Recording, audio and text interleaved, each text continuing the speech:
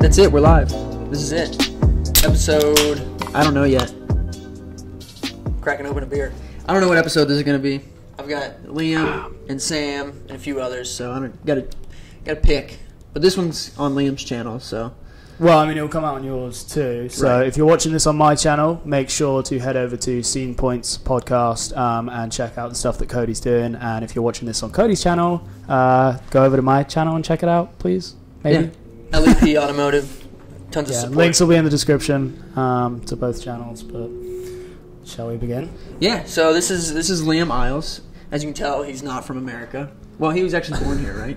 Yeah.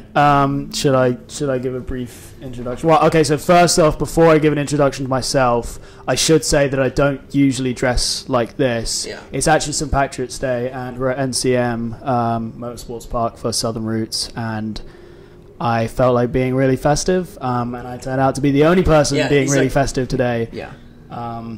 So Is it there's that. Is it Not embarrassing? really. Like it almost makes me feel more comfortable because. I don't know how to describe that. I just feel if I feel like an idiot, I'm kind of comfortable. Makes sense. So yeah, this is Liam. He's got his own little filming business that he does. It's great stuff. He does mostly everything for Violent on the East Coast, and all the cool stuff you see, like the Gallenberg videos, the Riverside videos, the Stupid Cold videos, all the Southern Roots stuff. That's all from Liam. So definitely good stuff coming out of there. But if you want to take a minute and just kind of introduce yourself, don't go too in depth. But, so my name's Liam. I am 22 years of age as of this week. I was born in the US, and then I've grown up in England. My whole family is British. And then just over 2 years ago, I moved back over to America. And I've been doing film work professionally full-time for about 5 years now. I've done it as a hobby for almost 10. So, you know, real young age, I've just been like on a camera filming stuff, and I've always had a huge passion for cars. My background in cars definitely comes from the obsession with just how things work. My dad's an engineer, so I have a similar mind like that. I'm very interested in how things work, and I'm sure Cody's kind of relatable in that sense. But yeah, I've grown up around Mustangs and stuff. I've always had an obsession with American cars. Obviously, living in the UK, we don't have American cars, and we very rarely see them. So it's kind of like Americans seeing like crazy Japanese cars, like Skylines and stuff. So yeah, moving over here and being kind of engulfed in American car culture is a really like exciting thing for me. But yeah, pretty much that's my background, and I'm super into all sorts of cars. I'm not just into American cars. I love the stance stuff. I love import stuff. I actually love VIP cars, which we'll get onto later on. But yeah, that's pretty much me. Yeah, so that's him. He's a cool guy. Definitely some cool stuff, cool background. Thanks, Cody. Cool all-around guy. So yeah, I don't know. You said, I don't know, what got you into filming, I guess? So my background in filming, which honestly it's almost kind of slightly embarrassing for people in the car community. I come from like an action sports background. From a real young age, I've always like done stupid stuff with my friends, you know, jumping bikes and things off of stupid shit. Dude, everyone our age definitely went through that stage. Pretty much, yeah. And that's kind of how I got into taking pictures and filming. Was just like I was back in the day when we had crappy cameras, I was the one person that could like time it right, because they had like a 3-second delay. So I was the one person that could figure out like when I would catch someone midair. And it kind of just like grew from that, and I just experimented with stuff. And I only really got into filming cars like 4 years back when I got my license.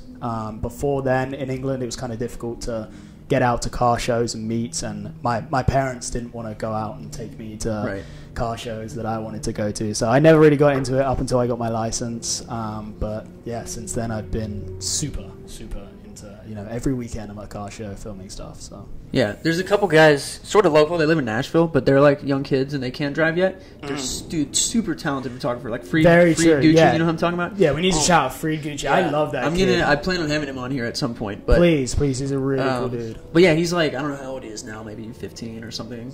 14, honestly, 15. I don't remember. I feel like every time I see him, I just think he's 14 because he told me he's 14. Maybe like when I first met him. Yeah, but yeah, he's like super talented. Real young kid. Yeah. He took pictures of the FRS when it was with white with the gold wheels. I drove down to Nashville, so you've probably seen those photos before. But yeah, he's super good, and he's kind of like the same thing, except his parents kind of drive him around and take him, and he like pitches out with people. He is pretty fortunate for that. His parents take him out to a lot of cool car shows, and they're very patient to be able to do that. So, you know, I wish my parents would have done that, but I'm not gonna hate my parents for not taking me. They don't want to hang out at car shows with I'm surprised people like us. So, you know. I mean, they're definitely cool people for doing all that stuff. But yeah. So yeah, we're out at this Southern Roots car show put on by. Some of you, if you watched the first episode, you might have got a glimpse of what it's going to be like. Yes, we talked about it. Teriyaki Boys. Teriyaki Boys touched on it. So the guys that host Southern Roots, you know, shout out to Martin, Eric, Hunter, Ryan. Great group of guys. If you haven't checked out Southern Roots, please do. Really, really good show. Great vibes. If the weather is nice like it was today, it's gorgeous out, and just everyone's having a good time. So. Yeah, it's cool out. There's this track day organization called Binge Tokyo, and they're out here with us, or we're out here with them, I guess, because we're at a track. But yeah, it's cool because not a lot of people that are into stance get to experience the whole race car thing, and not a lot of people in the race car thing really I guess so, yeah. It's to look into cool. the stance thing. Like today is a real good mix of all sorts of car culture. Yeah. Like we turned up this morning and there is just tons and tons of race cars here, and you know, they see Cody pulling, and luckily Cody's kind of recognized around here. Like he comes to this track all the time to run, but like I feel like if it was any other track, people would be so confused by your car. I mean, I'm sure they still are, but yeah, it's definitely cool. Like, I mean, there's the age gap. I mean, there's probably kids here. Oh, yeah. 16-year-old kids here, and then there's, I don't know, 55, 60, 65-year-olds out there. There's some old dudes ripping it in Porsches and Vets out here. It's awesome. The cool thing is those guys are coming over to check out the cars. I don't know what they're saying to their friends about them, but they're coming over and checking out the cars over parked in the paddock. Just coming over and checking them out, even if you're hating on them, you know, you're still coming to look, and that's cool. So yeah, it's kind of the first experience I've seen where the whole like race car thing in the mesh together. They mesh together. Apart from like Grid Life. Grid Life's pretty, I guess Grid Life. I haven't been to Grid Life yet, so pretty involved with that. But yeah, it's the first time I've seen it. So, but yeah, Grid Life definitely did it way before that. Yeah. But yeah, it's good shit. I mean, I don't know. What do you want to talk about? There's a number of stuff we could talk about. Yeah. Let's talk about like when you make a film. Sure. Yeah. How do you go about like planning out a shot? Or okay, first do you like have an idea like okay, I'm going to since you just recently dropped your Stupid Cold video. I'm going to Stupid Cold. I have an idea that I want the video to kind of give this vibe. Yeah. How do you go from that to then taking the shots and then to like editing it to make that vibe happen? So there's a lot of different like processes I'll take for planning out a video. Sometimes I will just like I'll hear a song, and I know a lot of people can relate to this. They'll hear like a specific song and just like picture a whole video to it, and like that gets me really excited. If I find a song beforehand and you know I think out a whole video to it, then that's perfect. And then other times there's also like a lot of variables involved with like event filming. Like for example, Stupid Cold. When we arrived there, like the day before the show, there was still snow on the ground, and we hadn't really accounted for that. So you know, my plans of maybe making it more like happier vibes is kind of difficult when it's miserably cold out and like nobody really looks that happy. Yeah, everyone's bundled up in I mean, it's not that they weren't having a good time. It's just like it's cold and it's very difficult to like pick a happy song and make it like warmer colors and happier vibes if it is actually like dark and miserable. So for the Stupid Cold film, which if you haven't watched it, please go check it out. I'll put a link in the description. I definitely had to take a very like dark and grimy approach to it, which is kind of perfect for the venue. Like the location is a cool airport hangar, and there's lots of like miscellaneous rooms that are kind of like abandoned looking. Yeah, it's on an old military base. It is. Yeah, it's really cool. But yeah, there's a lot of things involved with planning out a video, and it definitely does come down to things like locations. So if I'm filming an event, I don't necessarily have control over everything that I can do with it. Like if it's a set place and it's kind of set weather, I can't kind of manipulate that. Like, I just have to go along with it. So beforehand, I mean, how far in advance are you planning out how you're going to do this video? Or is it like you're like 3 days before, you're like, fuck, it's going to rain? Yeah, see, that's the thing. So if say it's summertime and I'm shooting a show, like I can plan it out to be like, you know, nice ass weather and just like, I don't know, I could go for a really like fast pace, upbeat kind of feel to it. Pardon me. And then 2 days before we find out it's going to rain, I have to like in my head kind of figure out, oh shit, you know, what I've originally planned is not going to work with this weather. It's going to look stupid. So just being able to adapt and really like work on the fly. But that just goes for event videos. It's a different story if I'm doing like an individual shoot with a car, and my timing is like we can do it whatever day. If the weather is crappy one day, we can plan for another day. I bet that helps a lot. That planning for videos like that is always really good. And I'm very, very in depth with doing stuff like that. For example, the feature that I shot on my buddy Brandon's WRX in downtown Detroit. We shot it at night. We actually shot the film throughout the whole night. It was a crazy night out filming. There was a ton of planning in that for locations. We knew that the weather needed to be nice because we wanted to be out all night filming. We also wanted the streets to be busy with people. So we shot that in the middle of summer. It was warm all night. And I think I planned that for probably 2 weeks, like a exact, you know, schedule for how everything was going to be structured for the video. The music that I was using, when each shot was coming in, and different movements, and then anything that kind of changed on the day, we just adapted with it. So it's a good mix of creativity, planning, and adapting to the variables. Yeah, that's really cool because like the things you don't think about, like me as a car owner and just like a viewer of your stuff, it's like, oh man, that was cool, but I don't think about all the behind the scenes stuff, like the planning that you have to take that goes into it. You don't like, think about it, but that's where your money comes from. You're spending weeks upon weeks upon weeks on this shit. Exactly, and there's also a lot of things that some people maybe don't take into consideration or even like pick up in films. But I do certain things when I'm editing or when I'm filming things that people maybe don't pick up on and point it out, but like they subconsciously pick up on it. So for example, in the Stupid Cold film, I shot an interior shot on the trunk of Mark's car, and he has like some cool material in there. Yeah, the gold leaf on the... Yeah, he has like a gold leaf, and it goes like into a coil. It like twists up. Hey, Mitch. This is Mitch, everybody. You can't see him, but he's the... You're GM here, right, Mitch? Yeah. Yeah, he's the GM here at NCM Motorsports Park. We're just filming a podcast. You're fine.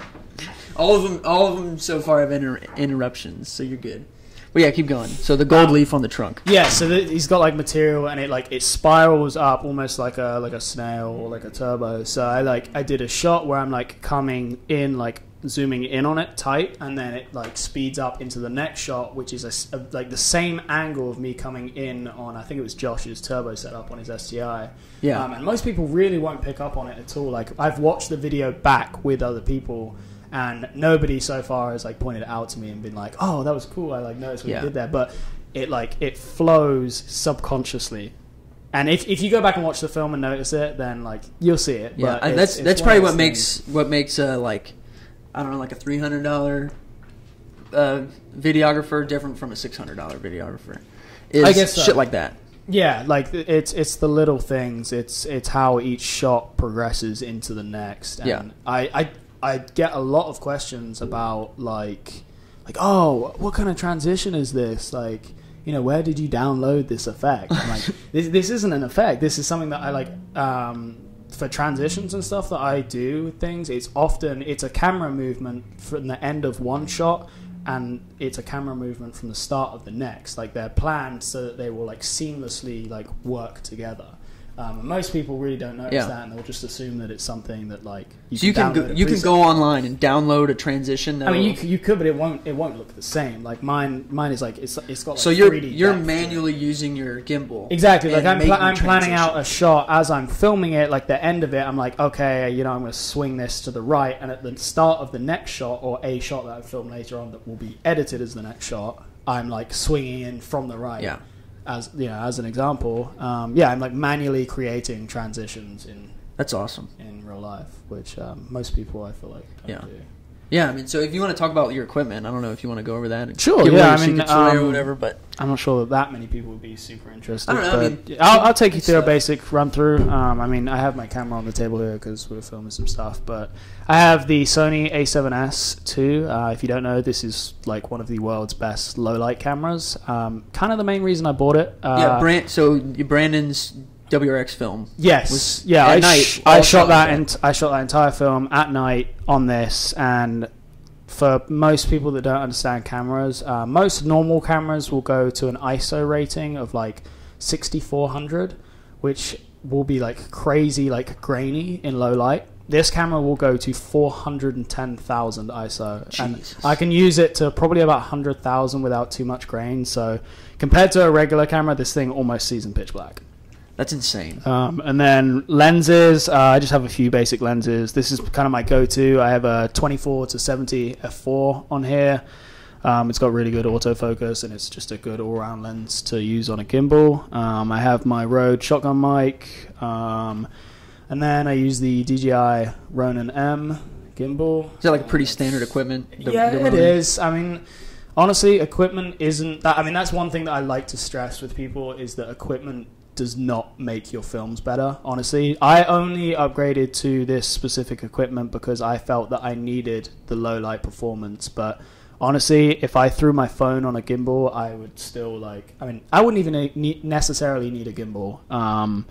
It's more about subject and planning and structure and stuff like that over like specific equipment, which I can't stress enough with young kids. Like, people want to go out and buy the most crazy expensive gimbals and whatever. Like, it's not necessary. Like, focus on like your craft before upgrading your equipment. Upgrade your equipment only when you need to. Yeah, and that's like people that are just getting into it. They don't. I mean, you've been in it for, you said 10 years.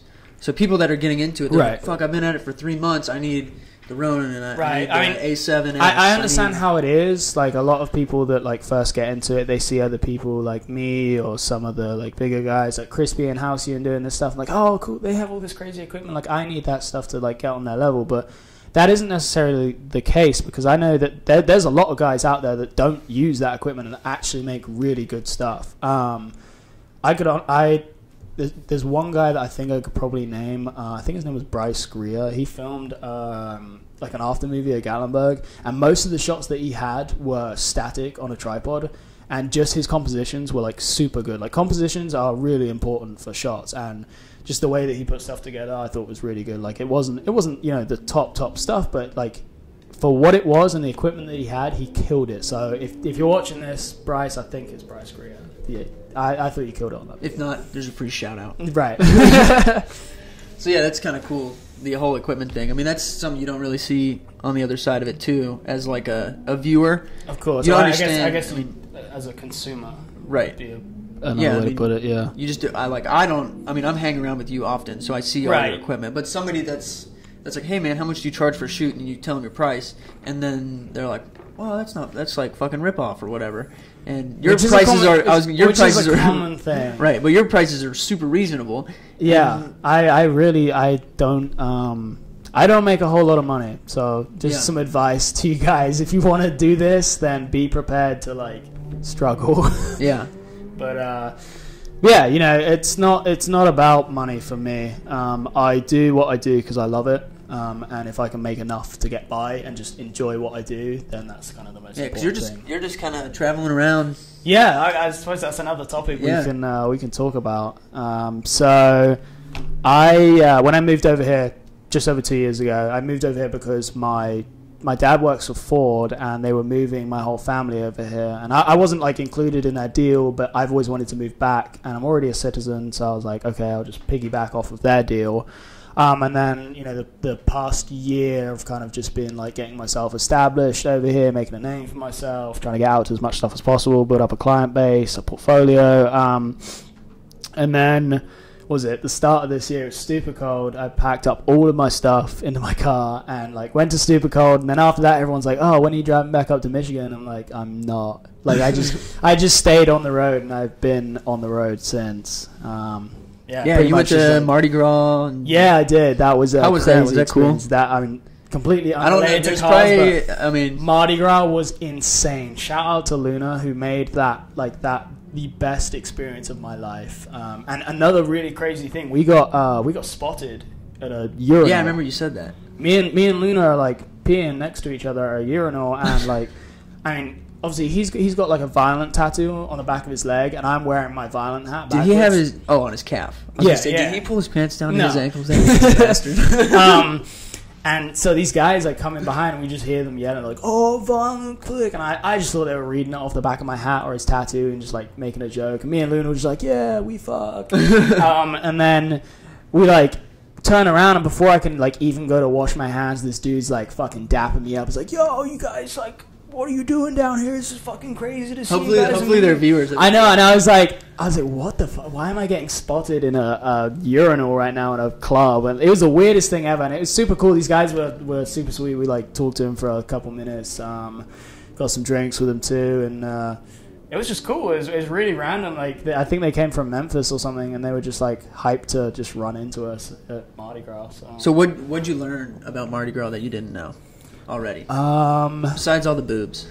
Well, I mean, I feel like I didn't even know that, to be honest. Like, really? I just knew Mardi Gras was a thing, and I knew there was beads, I knew there was a parade, and I kind of assumed that there was going to be tits, but I couldn't really account for, like, in my mind how crazy it would have been. And dude, it was wild. I can't even go into depth how crazy that was. But I got smoked in the face by like a handful of beads, and I have like a scar on my nose now. And I saw some grandma tits. Those are the worst.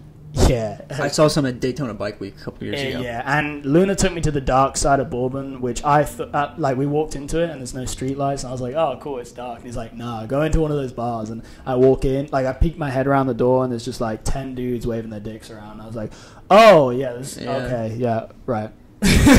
Not quite your scene. No, it wasn't quite, but it was a crazy experience. That must be where Scrap got where's the transgender bars. Yep, yeah, that's where that comes from. Yeah, but, cool stuff. Yeah, other than that, I mean... so you're just kind of roaming around, doing your own thing? Yeah, pretty much. I guess I'd say all the places that I've been to. Yeah. Since I've been and places that I'm planning to go to, so if you're watching this. So, obviously, went down to Super Cold. I was in Memphis, and then I stayed in Memphis for, like, 2 weeks.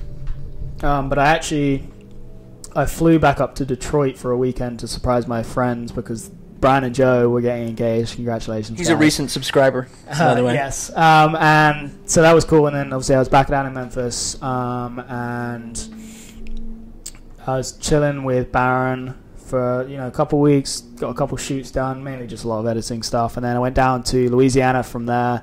Hung out with Scrap, Luna, Grant. Obviously we went to Mardi Gras. And then me and Scrap went across to Houston. And then we were supposed to be going across to Dallas. But some shit came up, which really kind of sucked. You got a nice car out of it, though. You got the LS. I did. I'm not sure I want to like go into depth about this now, but pretty much like I don't have the Mustang now for certain reasons, so I had to go back up to Michigan and buy a car, and I bought this sweet LS400, and now I came back down to Chattanooga last week for Riverside, and then now here. And then after this weekend, I think the plan is probably go back across to Memphis for a little bit. I've got to go to Nashville again. Go to Alabama maybe, hang out with Race. Back down to Louisiana, across to Dallas, and then Louisiana again, and then down to Daytona for Tuna Evo, I think. That's in late April, right? Yeah, it's like mid to late April. I think like 21st or something. And then I'm planning to come back up to Michigan for May, just because I have family coming to visit. But other than that, I'm trying to just stay on the road. Like, I'm lucky that I know enough people around the country that I can kind of just like couch surf for a little while. Yeah, and your goal is to make it out west eventually, right? Yeah. Ideally, for like winter, I need to be in the West. I really do. Like California's car scene in the winter is like when it's popping. Like in the summer, it's too hot and nobody's doing anything. But in the winter, like all of their best shows are there, and like I need some hookups over there. So if you're watching this and you want to like give me a couch to sleep on for a little bit, like that would be awesome for real. Yeah, we got tons of friends out there, but it's just hard. It's like there's people in the Midwest and in the like Mid South, and then there's like nobody, and then there's people on the West Coast. Yeah, well, it's difficult in each area for me. Like, I know a lot of people kind of just like from where I live, just down directly south. Like, I know lots of people in there. Like, if I go to Florida, I really don't know that many people there. Like, it would be super difficult for me to find a place to stay. Like, I'd have to get a hotel. And then it's the same with California. Like, I really don't know that many people out there, or not well enough that they would be comfortable with me staying with them. So it's kind of difficult. Like I need to build. It takes time to build up a reputation for what I do in each area. But I'm pretty well known in the Midwest, so I do okay. Like in directly south of Michigan. Yeah, it's definitely like this whole area, and it's weird because like it's like the same core group of enthusiasts here. Mm-hmm. So eventually, here you're going to run out of customers. I don't know if that's necessarily true. The show people are your customers. Yeah, events and stuff, and then businesses are always doing different things. That's true. Shops are always building new cars, and to be honest, by the time that I'm like looping through people are changing up their cars. They're doing it again, so they're so it's not like I'm running out of customers. It's just through winter is very difficult, especially up in Michigan, and that's kind of the main reason I left was. To get away from winter, I can't do anything. Nobody brings their cars out, and I don't want to. Sure, I could go film something else for a couple of months, but like, where's the fun in that? Yeah. So what's the verdict? Are you happy you moved out? Yeah, definitely. I'm like, I miss having anything like solid in my life. Like, it's kind of weird. Like, I wake up each day and I'm like not really sure what the fuck I'm doing. I mean, that's like most people my age, but other than the fact that like I'm not really sure where I'm living that night, I'm like, if I know that I'm moving to a different city like that day and I don't know where I'm staying, it's kind of stressful because I have to like be on the phone to loads of people like, hey, can I like invite myself to crash here for a little bit? It's kind of difficult, but it's fun. It keeps things interesting. Being in new places all the time, always meeting new people.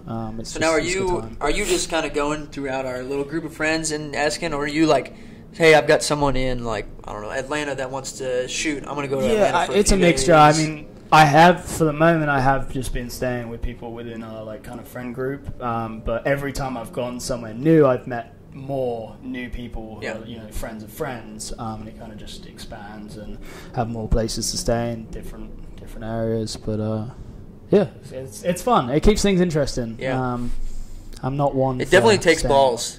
To do that for sure. And I don't know if I could ever. Well, I've got the baby and stuff. Like you can do it now. But even before, I don't think I could do it. Right. I mean, well, I'm at that age where I don't have any ties to be anywhere. I don't have any real financial responsibilities. I have a phone bill to pay, and my car insurance, but they're not really tied to any area. Right. So it's literally like, hey, pay them on the internet. Exactly. I don't have a girlfriend. I don't have a wife. I don't have kids. Just do whatever I feel like doing each day is my kind of thing. It's your forte. Yeah. There's a lot of people that could do that. Yeah, there is. I wonder why they don't. I honestly, I don't know, because they're scared. Honestly, I think that's all it is. Like, I know a lot of people that. How long had you been planning to do this? Like, how much planning did it take for you to move out, or were you just one day like, I think I might try and move out? Oh no, I didn't plan this at all. I was literally like, I think it was 2 weeks before Stupid Cold. I started stressing because I was, winter was tough. I really didn't have that many jobs. I had payments to make on my car. all that sort of shit. And I was just like, I need to bring in some more stuff. I knew that I could do Stupid Cold and I was going to make some money doing that. But then, like, after that, if I came back to Michigan, I was stuck. So I was like, okay, well, where can I go from Stupid Cold? And I just started talking to people. I was like, hey, what do you have going on, like, this week? And kind of just figuring out a rough schedule as I'm going along with what events are where, what people are doing, what can I tag along with, and what kind of things can I turn into a money-making thing on the way.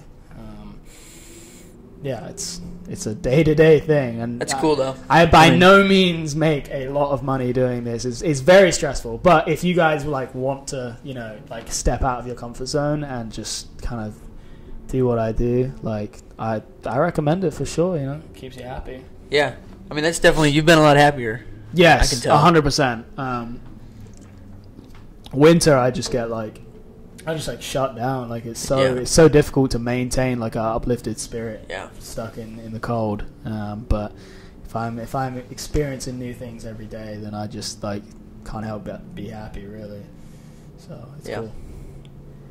I don't know what you want to talk about next. We can talk about like let's talk about some more car stuff. Yeah, I feel like people watching want to hear some stuff about cars. Let's talk about what is your favorite stance car?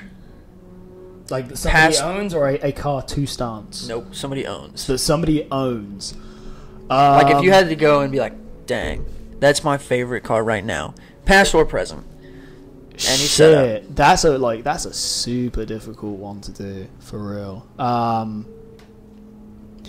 honestly thinking more towards. Forget that. Honestly, I have a good topic to talk about. All right. I want to talk about the comparison between the car scene in the UK and Europe and the car scene in America, because I've obviously experienced both. I don't know why I didn't think of this sooner. This is a good topic to talk about. Okay. The reason that I thought of this is because when he like saying a car, my favorite car, the stance, I was immediately thinking E36 of cars. Touring. No, although I do want to do that. I'm immediately thinking of cars in the UK because people in the UK go all out on their builds. And here, this is like the main difference that I've noticed between the two areas is America. People like to buy the best of the best car from factory. So rather than buying a 328, they want to buy the E92 M3. Like they don't want the base model like 3 Series. Yeah. They want the top already, and then from there they're like, okay, bags, wheels, wrap, like basic stuff, like make it look as cool as possible. People here are very much I'm not trying to generalize the whole scene, but it's much more common here for people to buy flashier things and do like crazier stuff to them in order to stand out and be different. Whereas in the UK and Europe, people can't often afford to buy the top thing, so they buy whatever they can afford, and then over time they build on it. So there's plenty of examples of it. I'm not going to give any specifics, but like people will buy base model cars, and then they'll spend 5 years just putting all of their earnings into making them as crazy as possible, and they go all out. Like, the wheel setups are like relatively basic. Like here, wheels are a huge thing. Like, everybody needs like the craziest offsets and camber and all that stuff. Like in the UK, like nobody really cares about that. It's more about like attention to detail on everything. So like racist car almost. Kind of, yeah. Like people go all out on interiors, trunk setups, or I should say boot builds in the UK. The majority of people will have hatchbacks, so they're usually like 2-door hatchbacks, and they do like a rear seat delete, and then they do a whole like crazy like half cage, and then loads of like Alcantara like sub setup with their like air set up everywhere, hard lines, like the craziest stuff you've ever seen. And I honestly never really see it over here. Like most people will just do like, I wonder like if that's why the Volkswagen scene is sort of like that here. Yes, I definitely think it is. The reason that it may not be the main reason, but Volkswagen in the UK and Europe is like a huge scene because most people cannot afford to like hop into really expensive cars and build them. Because insurance is extremely expensive, insurance is crazy expensive over there.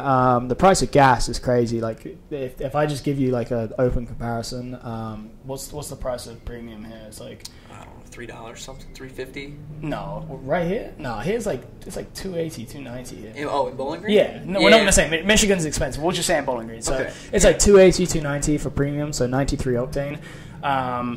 In the UK, I think our like standard octane is like 91. That is about, if you do like the conversion, I think it's like $8 or just over $8 a gallon. Like that. Put that through your mind. Like, people complain about how expensive California is on gas, and they're paying like $4. Yeah, like, that's insane, dude. The UK is insane. $8 a gallon. It's absurd. So people can't afford to fill up like big engine cars. Everyone has smaller engine cars. That's why you see a lot of Volkswagen Golfs, Polos, which Polos don't exist here, but a lot of diesel cars over there too. A lot of diesel cars. I had diesel cars the whole time that I was over there. Well, they make like a Ford Focus diesel. Yes, right? I had a 1.6 Ford Focus diesel wagon, and it was right-hand drive. Obviously, it was in the UK, and it was a manual, 6-speed. And I tell people that over here, and they're like, "Wow, that's so cool." But over there, it's completely normal. That's crazy. We probably don't have it here because of stupid emissions laws or something. Yeah, but and unfortunately, America doesn't like to build wagons. Yeah, I love wagons. I think they're coming. They're coming. Yeah, wagons definitely. are coming around. But so yeah, I mean, keep talking about your Volkswagen stuff you're talking about. Well, I mean, another thing with the car scene differences in the UK, things are very split. So when they do car shows, they're usually specific to a genre. It started to change a little bit, but back a few years ago, it was like there was Volkswagen shows, like specific just for Volkswagens, and they maybe had like a non-VAG section. But it was mainly just Volkswagens, and then they had import shows that were mainly just like drifting stuff. And they've only just recently started to combine things with shows like Fitted UK or Gravity, and I'm trying to think of some other shows. I Love Bass hosted a show, I can't remember what it's called, but shout out to those guys, they're really cool. But yeah, they're starting to combine the different genres together, whereas here it's always been just like there's stance shows. Yeah. Which actually, we have a couple. I mean, we have like H2O originally. Okay. And so H2O was originally a Volkswagen. Louisville, show, there's Water by the Bridge. Yeah, and most of them just kind of turn into an everything stance show now. The genre is now grouped together as stance. Yeah. So do you see the American car scene kind of following in footsteps of the Euro car scene, or opposite, or two completely different directions? I don't even think they coincide at all, really. Like, car shows in the UK are very well. Europe's slightly different because Worthersea is kind of similar to America, because America's shows have been based off of Worthersea. Like, obviously Soho is based off of Worthersea, but yeah, I don't know. I think car shows in the US are more focused on an experience, especially the stuff that we do, going to Gatlinburg. It's not necessarily about the show. It's about hanging out with your friends, renting a house and just chilling for a whole weekend. Whereas shows in the UK are very much they're usually an indoor, well-lit venue with just cars parked up, which they do have shows like that here, but most shows in the UK aren't kind of experience-based. They're more just come look at these really nice cars. That's about it. I mean, you do hang out and have a good time with your friends, but here is more experience-based, at least from my perspective. Yeah, it's cool to see I don't know. I feel like the US scene takes a lot of picks. I mean, it's just the melting pot of car scene. It takes Euro stuff, JDM it definitely does, yeah. I mean, it's kind of all over the place. And I also noticed that different areas take on different styles too. Here, I mean, in the Midwest, it's really I don't know. It's I feel like it's just low quality. The Midwest is a mixture of shit. Yeah, honestly. West Coast is definitely all out. West Coast is money. West Coast is people are doing the craziest shit to exotics and just whatever. They're just doing the wildest shit. The East Coast has a huge drift scene, and it has a huge Volkswagen scene. And then Midwest is it's a bunch of Honda boys. I mean, it is, but it's really random. Right. I don't know. I feel I don't want to hate on the Midwest because I love it here, but it's definitely, it has its own taste for sure. It does. The Midwest has its own taste. It's difficult to explain or narrow it to a point. Because it's mostly some camber, some wheels, maybe a wrap. Right. Yeah. I don't know. Basic. Maybe a turbo kit or something. Yeah. It's low cost. I feel aesthetics. I feel we can't generalize the whole area, but yeah, it is what it is. Yeah. Cool stuff. I mean, I don't know if anyone in here. I've got a few listeners from around the world, but I think mostly like violent dudes in Sweden and stuff are around the world with some Australians or something. I don't know if I have any UK listeners. Yeah, well, I haven't been to Australia, so I'm not actually sure what the scene is like out there. I know you guys have a lot of struggles with the cops and regulations on shit, which England does too. England's very strict on stuff. I know that they just implemented new rules on tire stretching, which is really like screwing a bunch of people over. Yeah. Which is the funny thing about America, which is amazing, and I know a lot of other countries are super jealous of this, is that we can do whatever the fuck we like. Yeah, especially here in Kentucky. You described it perfectly. You're like, hey, like if you wanted to, you could register a fucking couch. Yeah, like you really. It has a VIN number and if it has a VIN number and a windshield, you can register. A VIN number and a windshield. You can register it. So, dude, if you want to register your couch, VIN number, windshield, you're fucking good. Yeah, you just get the kit car application, and just put on there like I don't know, whatever brand couch it is. But yeah, Kentucky, you can it's crazy because you can do basically. I've never gotten pulled over with my car in Kentucky. I got pulled over in Kansas, but I was speeding. Yeah, I've never been pulled over for anything but speed. Yeah. Which is a funny thing. That's like another difference. The police here are like, it's a scam. Police in America is a scam. So police in Europe have like bright, obnoxious cars so that you can see them when you need to see them. Like if you need help or whatever, they're there as a safety measure. Whereas here, they're in like civilian-looking cars. They're like black. They're hidden. They hide out to catch people. It's backwards because it's a money-making scheme, and I know that a lot of people. I put it in the group chat a couple weeks ago. I saw a black Ford Fusion with Texas plates. Yeah. Pull somebody over. They'll do out-of-state plates and like throwing people off. Yeah. It's the most ridiculous thing ever, and I'm so like against that. I love like the police in the UK as much as people want to hate on the police. The police in the UK are like cool as shit because everybody speeds like. You can cruise at 100 mile an hour like comfortably, and it's no problem. And we have speed cameras in the UK, but it's the law that they have to tell you there's a speed camera. So there's these like bright yellow or orange signs. Is there a lot of that say there's a camera? Is there a lot of like speeding accidents and stuff? No, they only put cameras in areas that have like heavy accidents in the past. So or like heavy pedestrians or something like that, or no. Well, I mean, in some places, yeah, but. Like, it's 100% a safety measure. Like, they're not trying to make money off people. They're not trying to catch people out. They know that people are going to speed, and if you do it correctly, it's safe. Like, there's nothing wrong with speeding. But, yeah, it's a safety thing, whereas in America, they're just out to catch people because they want to make the money. Yeah. It's revenue for the county or the state it really whatever. is. But nothing against police officers here. No, not at all. But I feel like we got a little off topic there. Back to talking about, like, we can do whatever we want, which is kind of funny. You know, we don't... So, in Michigan, at least, we have no emissions testing. We have, like, you really don't have to do anything. Like, you just go, like, registering my LS, I didn't have to even go to Secretary of State. I just did it through the dealer, which I haven't even got my registration yet. I'm driving with no plates for cruising around 2 weeks. But yeah, so if you buy a car out of state to register in Kentucky, you have to get a sheriff's inspection. But right. If you know a sheriff, you can like throw him $10 and he'll just sign your paper.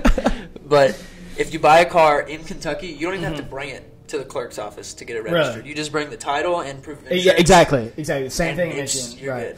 There's no things. Whereas in the UK, we have crazy. Like you have to go through a thing called an MOT, and it's like a full check of a car. So if a car has rust on the chassis, at least I think it is. I don't know the exact like lines on it, but if the car is rusty, it's not roadworthy. Like there's tons of things that they go through on a car, and if they deem it unroadworthy, like if you took a Stancy car, like if you took your car to the UK and you took it to an MOT place, you won't even get on the lift for a start, so they'll fail you for that. Like it's the most ridiculous thing. I mean, most people in the UK I know like will just like tip their buddy who owns a garage to do an MOT test, but yeah, like they go through like strict testing on stuff like that. Like you need to have cats, all that stuff, but like here in most states there's no tests for anything, and the amount of like rusty shit boxes you will see driving around. Dude, I was following. We were coming down here. I saw it was an S10, Chevy S10 pickup. The bed, there was no bed. The frame rails were just about rusted in half, and the taillights were zip tied to the end of the frame rail. Right. And you know what the craziest thing is to me is that they're still pulling over Stancy people. Yeah. You have motherfuckers with their frame rails like about to snap, any pothole about to snap, and you're gonna pull a motherfucker over for stretched tires. Yeah. Properly inflated fitted, beaded, stretched tires, and you're gonna pull them over for that. Or like, Dude, I'm still a skeptic if it's dangerous.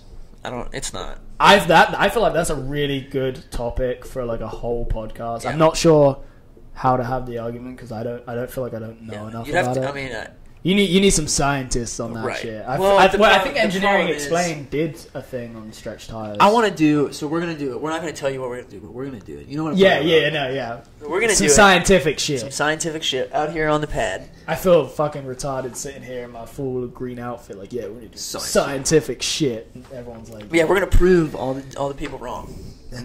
Or like sort of. Or if the video doesn't come out, it means that we were wrong.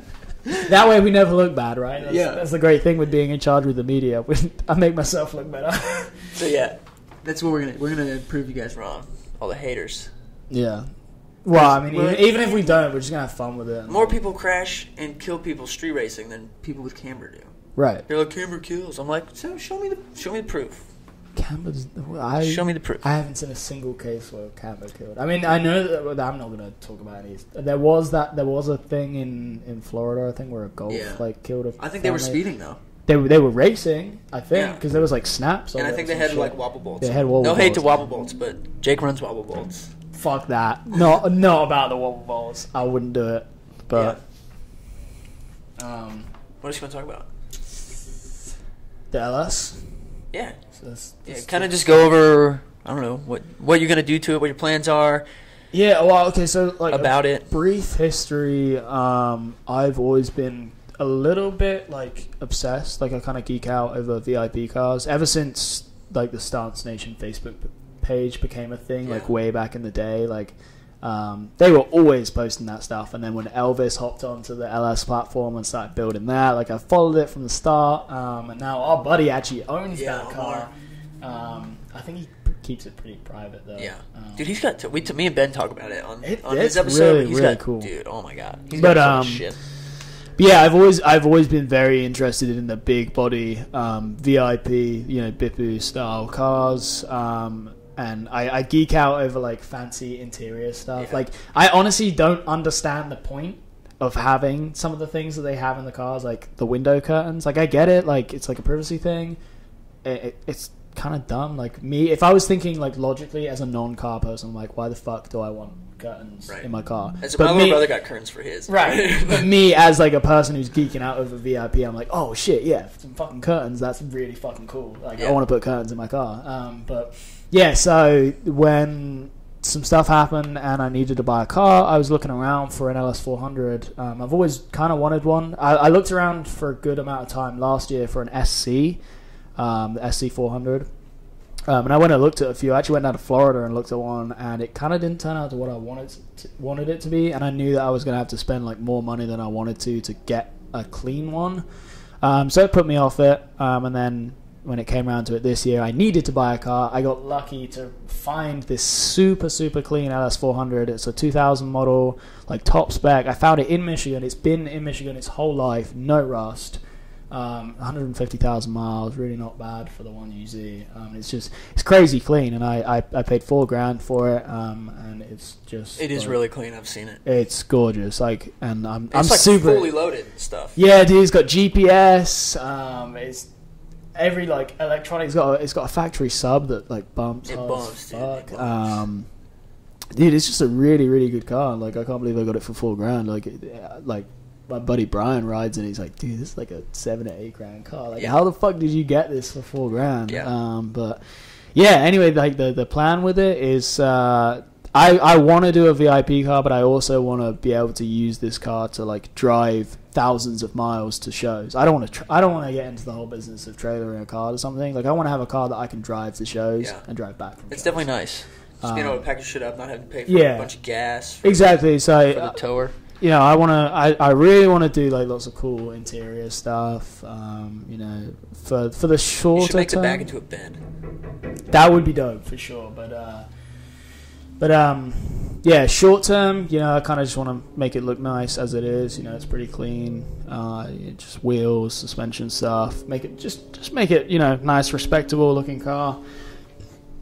And then in the longer term, just I want to do like crazy interior stuff. Like the other day, I was joking about like putting a fucking microwave in it and a fridge and hell yes, a fish tank or some shit. Like I don't know how possible any of that is. But the trunks are huge. You can put a lot of stuff. That is true, but like I want to have it in like the cabin. Like, dude, if I could have like a microwave in there, I don't know why I'd need a microwave, but like for some reason, for some reason in my mind, I'm like, yo, I want to put a fucking microwave in my car. And I can cook up some fucking chicken strips while I'm driving. I don't even have to stop for food. Then, boom. But yeah, that's pretty good. That's pretty good. I really want to respray the car. It's white right now. It's the two-tone white with like the grey lower half. I want to do like a dark color because I feel like blacks work real well for VIP cars. Maybe like a dark green or purple or something. Yeah, Mike Koziel's is black, right? Yeah, it is. It really is. But yeah, I want to keep it real simple, clean. I'll keep it stock body for now. I did post something up the other day about bags or coils, and lots of people were kind of arguing it out with each other. And I'm most likely gonna do bags because I need to drive the car really far, and I don't want to like ruin the ride quality or risk fucking up my fenders. Yeah. Bags are just easy, and I'm not in it to like impress anyone. I don't care to like scrape my ass leaving a show and show off to someone. I'm building it because like it's a really cool thing that I'm obsessed with. I couldn't give a shit about showing off to other people, and sure enough, yeah, I am gonna like make a build series on YouTube about it, but it isn't, I'm not like gonna put it out there like, hey, what should I do next to my car? Like, you decide for me. Like, yeah, I'm gonna do what I want to do to it, and I'm just gonna share it with people. But yeah, dude, I'm excited. Once I get some money together, we'll have bags. I'm excited for the whole build thing. I mean, you've been trying to plan something like this. I know, I really have. Like since I first got my license, or like even before then, like I've been researching cars that I want to do things to. And funny enough, even being in the scene, I've never built my own car. I've worked on friends' cars and helped them out with stuff, and I love that stuff. But I've never had my own car, and I've never really been able to. Like financially, my money has always been put back into my business stuff, and I've also, it's never really like most people would be like, yeah, I'm going to prioritize buying a car and doing that because I love it.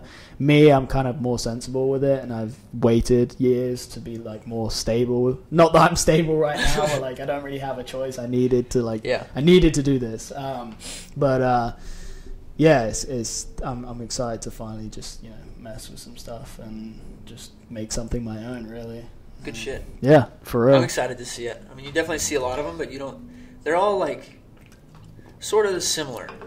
Yeah, that's another thing with the VIP thing, which I definitely like, and I think I like it because I like how the UK car culture is, with people spending a lot of time to perfect things. I'm not, as much as I would like to buy something crazy and do a crazy all out there like different build. I know what I like based off of other things that I've seen, and I don't care to kind of, be inspired by other people's stuff. Right. Like you have your own vision. Yeah. Like I see something and I want to do it, and I'm not trying to be like out there outlandish just to make the statement like I did something different. Yeah. Like I'm just doing it because I think it's cool and I want to do it. Look, there's only so much stuff that looks good. Right, and yeah, VIP culture is kind of similar with a lot of it. I mean, if I did a microwave in the car, I feel like it'd be pretty different. But like, we'll get to that later if I actually figure out where to do it. I'm sure people will ask me questions. How like, dude, did you put a microwave in your car yet? Fuck no, I don't know where to start with that shit. But yeah. I'm just stoked to like just mess with stuff.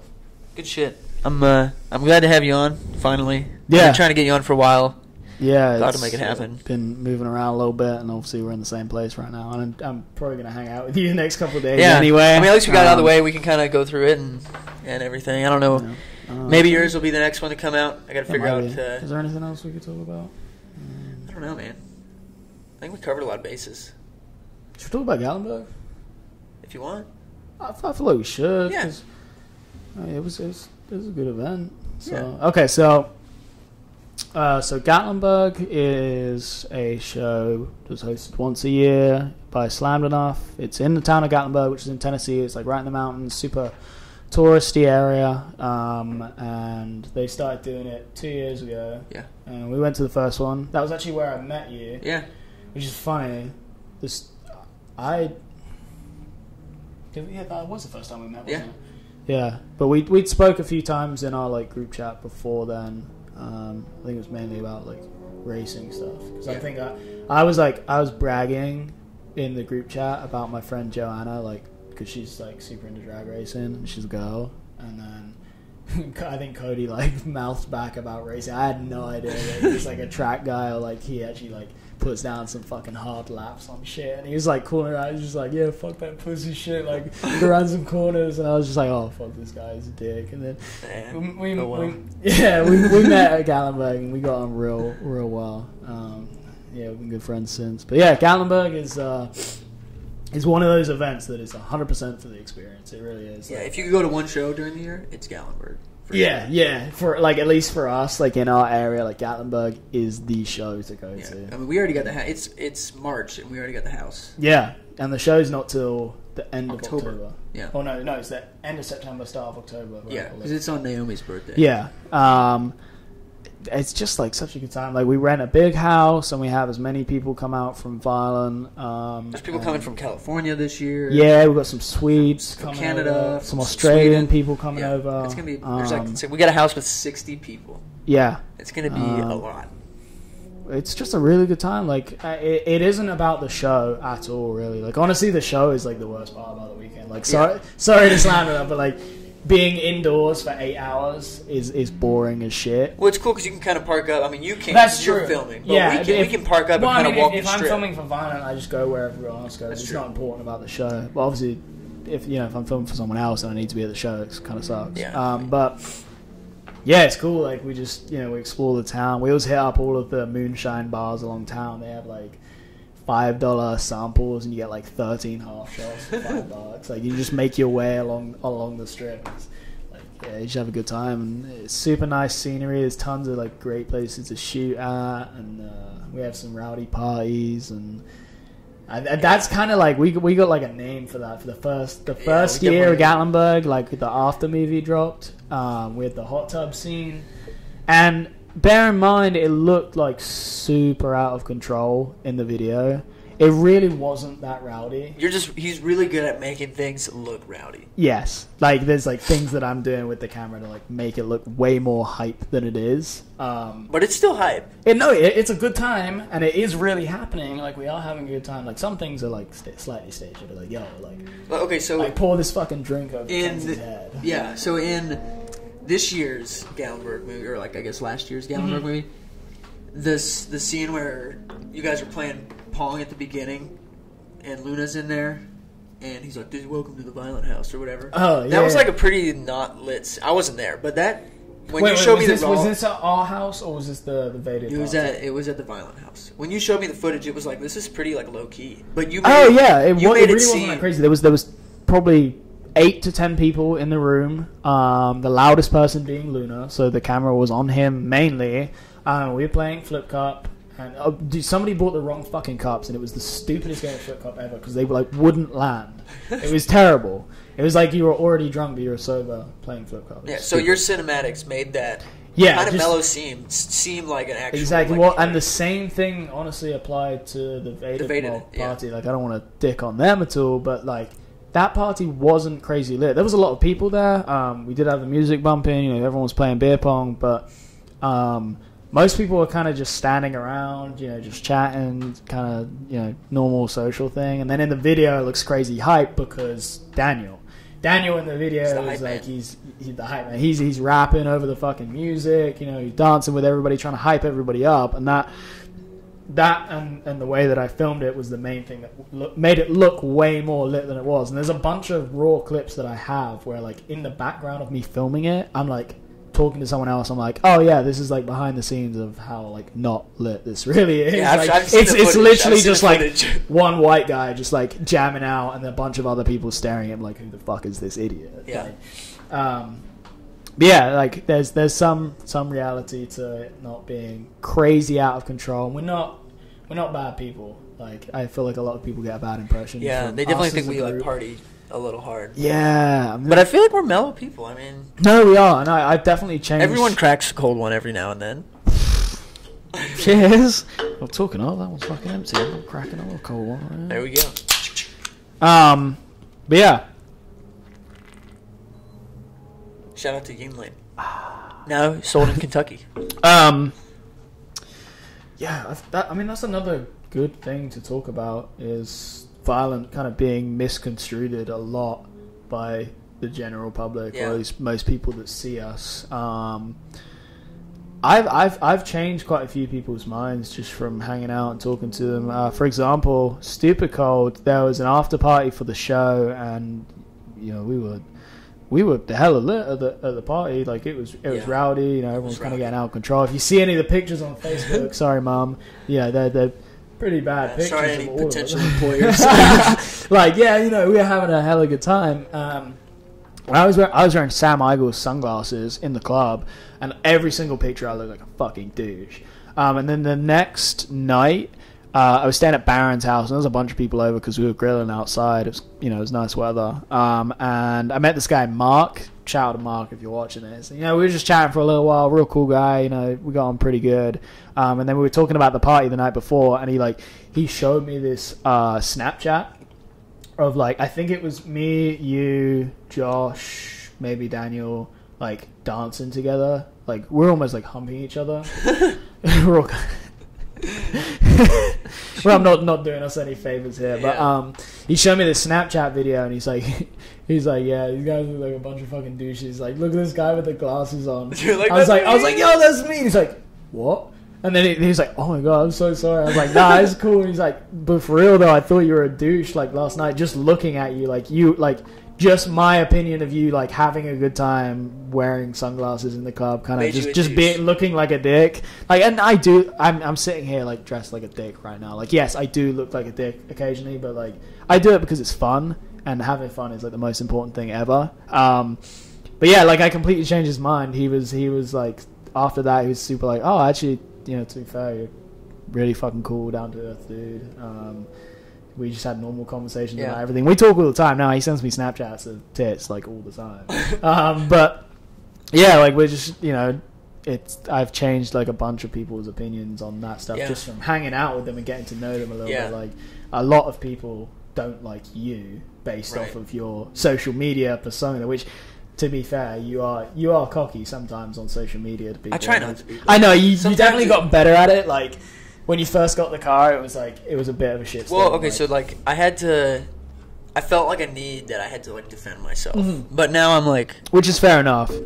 But now I'm like, it's whatever. I mean, you can tell. But, like, if people were to come up to you at a show and just, like, kind of chat to you and ask you questions about your car, or, like, if you had any subject matter that you were kind of, like, comfortable talking about, like, it would just be normal. Like, it's not like nobody would be like, yeah, this guy's a fucking dick. Like, you are a normal, down to earth guy, and that's why we get on so well, because we're just, like, so normal. And I try to be, like, even online now. I mean, maybe not so much earlier, but now I try to be as. I mean, apparently, occasionally I'll kind of lash out and here to be and there, fair, online personas are pretty entertaining. Like, it is fun to be a dick to people online sometimes. Well, that's the whole thing with this whole podcast. I want to, like, bring the person that you see on Instagram into real life, so they can get a bigger idea of actually, like, who you are. And sure, it's fun to, like, put shitty comments to things. Like, I'm sorry if sometimes it does upset people, but, like, you know, it's funny sometimes. Yeah, it is funny.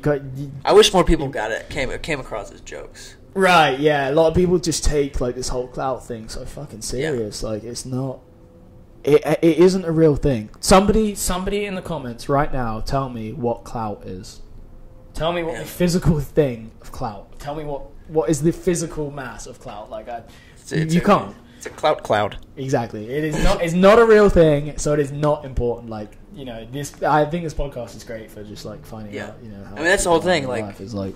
Just bringing out who the person actually is, what they're about, what their values are, who they are behind the camera, or behind the one little millisecond snapshot that they have. I'm always behind the camera, so so yeah, no, that's cool to actually bring light to me, because I feel like most people don't often see me or my personality, or some people might get a bad impression from me at car shows, because I do get very stressed out when I'm filming busy. Car shows. I'm very busy. Like, I have a lot of things I have to film. I'm worried about other things going on, and all the normal stresses of life that everybody has. And at the same time, you know, I'm stressing about like the things that I need to get done right there and then.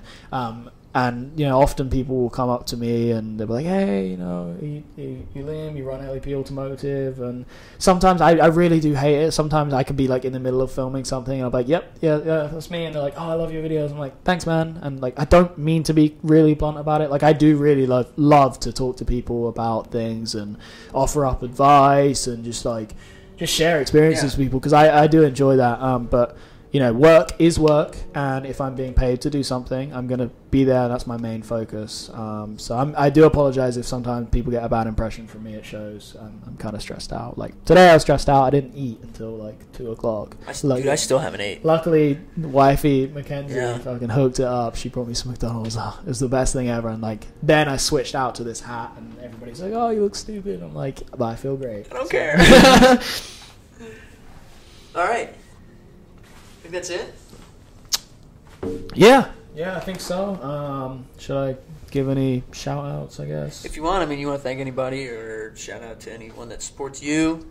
Yeah, like that? Yeah, I suppose it's probably a good chance to shout out to people. Because you don't really get the chance to. I guess really so, yeah. Speak out like this, so kind of tell who supports you and. Yeah, I want to give a huge shout out to everybody that supports me. My channel's up at like 45,000 subscribers now. All of those people that watch my videos consistently and get excited about the projects that I'm doing, I'm so thankful for that, because that really keeps me going. And my close friends, people that.